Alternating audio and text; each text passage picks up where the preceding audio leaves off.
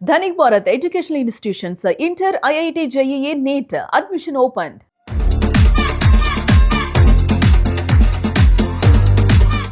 Hello guys, welcome to it's you TV. నేను మీ నందు.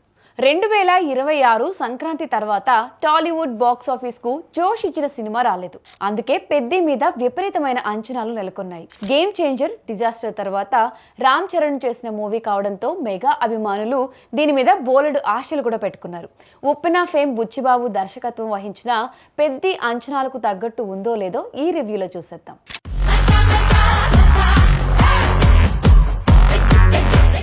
పెద్ది కథ 1990లో జరుగుతుంది.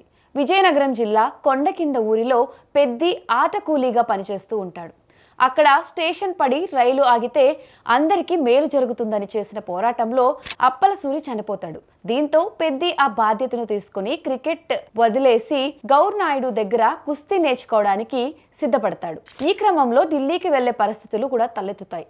కానీ చాలా విషమ పరిస్థితులు ఎదుర్కొంటాడు. మరి పెద్ది తన గమ్యం చేరుకున్నాడా లేదా అనేది తెర మీద చూడాల్సిన స్టోరీ.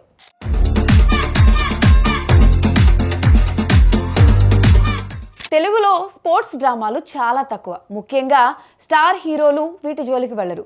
తమ్ముడు లాంటివి పవన్ కళ్యాణ్ ట్రై చేసినా అవి కమర్షియల్ సూత్రాలకు అనుగుణంగా తీసినవి.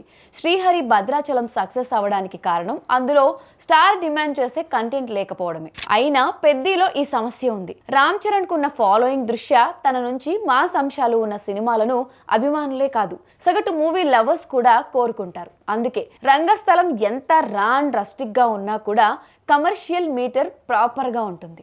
పెద్దిలో ఫస్ట్ హాఫ్ అంతా పాత్రల పరిచయం, పెద్ది గొప్పదనం చుట్టే తిరుగుతూ ఉంటుంది.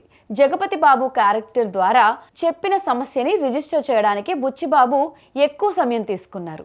దీనివల్ల లెంత్ పెరగడమే కాక heroine Janhvi Kapoor love track చప్పగా అనిపించడం, ఒక అరగంట దాకా అక్కడే తిరుగుతున్న ఫీలింగ్ కనిపిస్తుంది. అడ్రస్ పిన్ కోడ్ లేనివి ఊళ్ళు ఇప్పుడు చాలానే ఉన్నాయి. కానీ అక్కడ బతుకుతున్న వాళ్ళ భావోద్వేగాలను దర్శకుడు బుచ్చిబాబు సరైన రీతిలో వడసి పట్టుకోలేకపోయాడు. అదీ కాక జాన్వీ కపూర్ ట్రాక్ లో డబుల్ మీనింగ్ డైలాగులు, గ్లామర్ కోటింగ్ ఇబ్బందిగా అనిపించింది. అప్పలసూరి చావు తర్వాత కథనం ఊపందుకుంటుంది. ప్రభుత్వం దృష్టిలో పడేందుకు పెద్ది చేసే ప్రయత్నాలు, తినే దెబ్బలు బాగుంటాయి. క్రికెట్ మ్యాచ్లు 2 పెట్టిన దర్శకుడు వాటిలో ఒకటి పెద్ది పరువును తగ్గించేలా డిజైన్ చేసుకోవడం ఆకట్టుకునేలా ఉంటుంది. జాన్వీని అవమానించిన రామ్ బుజ్జికి బుద్ధి చెప్పడం లాంటి ఫ్లైట్లు మాస్ ని మెప్పించేలా సాగాయి. శివరాజ్ కుమార్ ఉన్న ఇంటర్వెల్ ఎపిసోడ్ ఆసక్తి కలిగించేలా ఉంటుంది.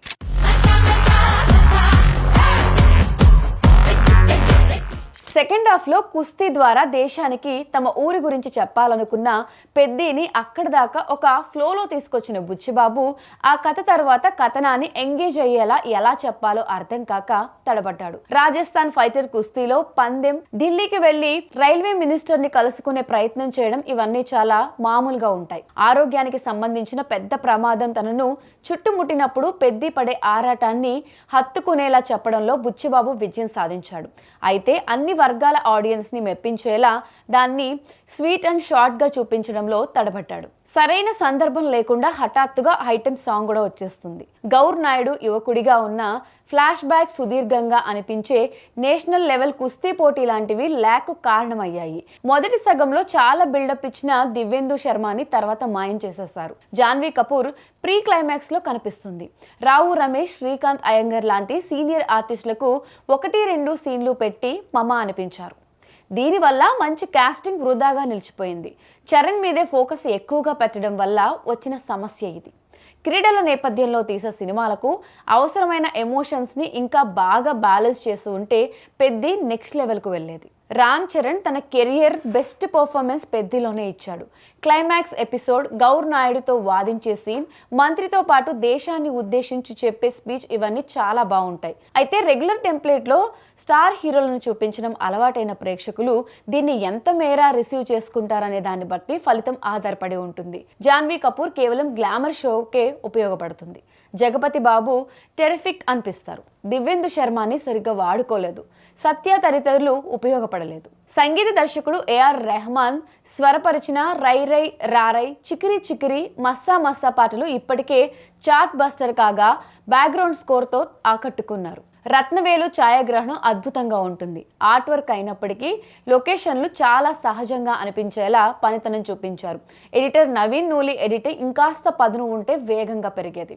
నిర్మాత వెంకట సతీష్ కిలారు తమ వరకు ఎలాంటి లోటు తెలియనివ్వకుండా బోలెడంత ఖర్చు పెట్టారు. బుచ్చిబాబు పెనులో మెరుపులు మాత్రం తగ్గాయి. చివరిగా చెప్పాలంటే పెద్ది ఒక నిజాయితీ కలిగిన ఒక cross over athletic biopic. Peddi నిజ జీవితంలో లేడు, కానీ ప్రేక్షకులకు ఒక భావోద్వేగాన్ని కలిగించే సందేశం ఇవ్వడం కోసం బుచ్చిబాబు చేసిన ప్రయత్నం మంచిదే. కాకపోతే కమర్షియల్ మీటర్ తగినంత మోతాదులో లేకపోవడంతో ఎంటర్టైన్మెంట్ తగ్గిన సీరియస్ డ్రామాను ఆడియన్స్ అంగీకరిస్తారా లేదా అనేది వేచి చూడాలి.